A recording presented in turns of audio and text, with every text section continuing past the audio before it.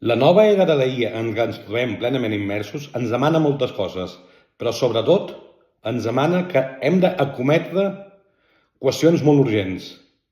I una qüestió urgent és com ens dotem de tota aquesta infraestructura que ens ha de permetre desenvolupar totes aquestes AI Factories i totes aquestes AI Factories als AI Brains. I sota de tot això, hi ha quina energia utilitzem, com dotem de l'energia suficient per desenvolupar tot això. Hi ha diversos enfocaments, des de l'energia nuclear que proposa més el model estatunidenc, a la computació submarina que ens proposen des de Xina, a un mix d'elles, i la Unió Europea què ens proposa?